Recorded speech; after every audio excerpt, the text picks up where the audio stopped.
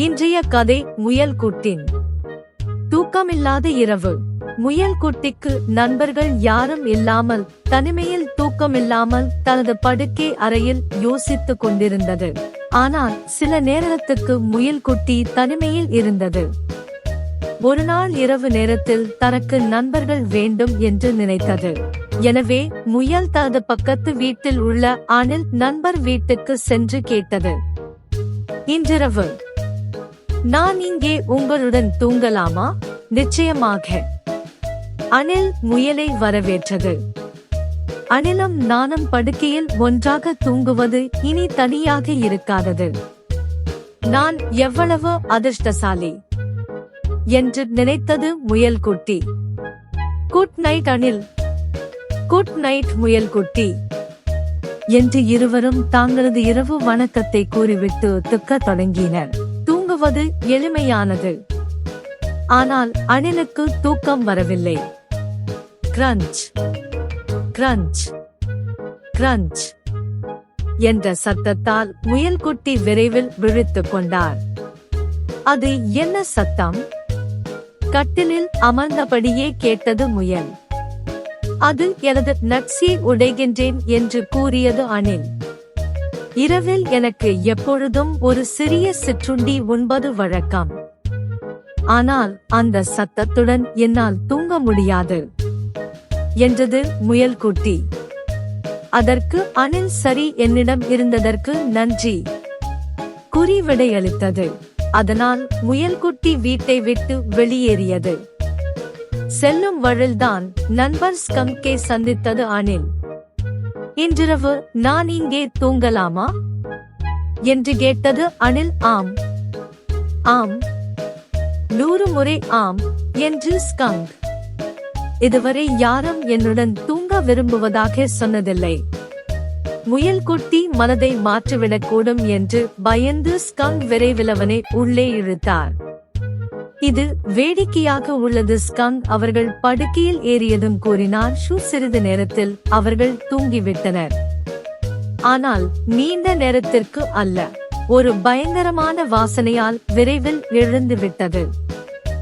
என்ன வாசனை என்று கேட்டது முயல். இந்த வாசனையால் என்னால் இங்கேயே தூங்க முடியாது, நான் செல்கிறேன் என்று கூறிவிட்டு வீட்டை விட்டு வெளியே சென்றது முயல். அதனால் குட்டி முயல் வீட்டை விட்டு செல்லும் வழியில் அவரது நல்ல நண்பர் முள்ளம்பன்றியை பார்த்தது. இன்றிரவு நான் இங்கே தூங்கலாமா கேட்டது முயல். முள்ளம்பன்றி கூறினார், நிச்சயமாக, நீங்கள் என் படுக்கையை எடுத்துக் கொள்ளுங்கள், நான் தரையில் தூங்குகிறேன். அதற்கு முயல், வேண்டாம், நீங்களும் என்னுடன் தூங்குங்கள் என்றது. முள்ளம்பன்றி உற்சாகத்துடன் குதித்தது. அச்சச்சோ என்று அலறியது முயல் குட்டி. உங்களிடம் என்ன இருக்கின்றது? அது என் முட்கள் என்றது முள்ளம்பன்றி. ஆனால் உடனே முயல் குட்டி, என்னால் தூங்க முடியவில்லை அந்த முட்களுடன் என்று கூறிவிட்டு வெளியேறியது. அதனால் முயல் குட்டி வீட்டை விட்டு வெளியேறி அவரது நல்ல நண்பர் கரடி வீட்டுக்கு சென்றார்.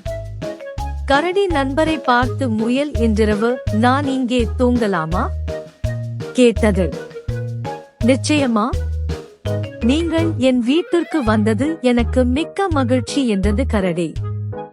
முயல் குட்டி மிகவும் சோர்வாக அவர் சுருண்டு தரையில் விழுந்தது. அப்படியே தூங்கியது. ஆனால் மிக விரைவில் முயலை எழுப்பிவிட்டது ஒரு உரக்க சத்தம். அது இடி என்று நினைத்தது குட்டி முயல். ஆனால் அது இடி முழக்கமே இல்லை. அவரது நண்பர் கரடி குரட்டை விட்ட சத்தம்தான் அது. அந்த குரட்டையுடன் என்னால் தூங்க முடியாது என்றது குட்டி முயல்.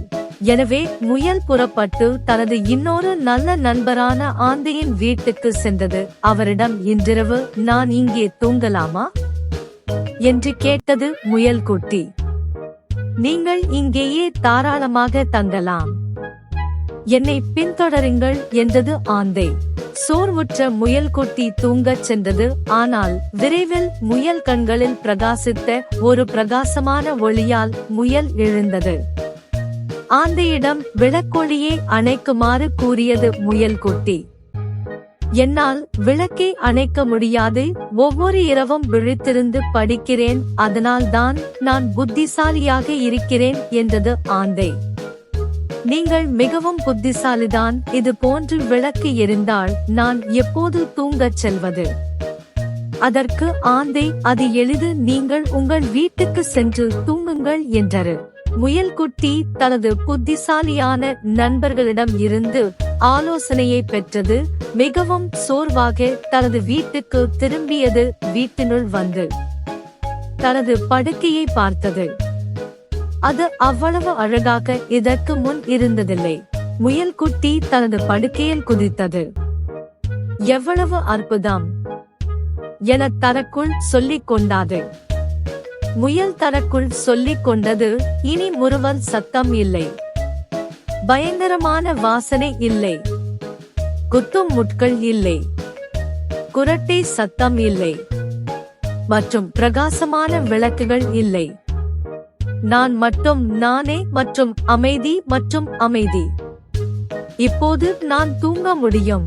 முயல்குட்டி தூங்கிவிட்டது. Thanks for watching. More videos. Subscribe my channel.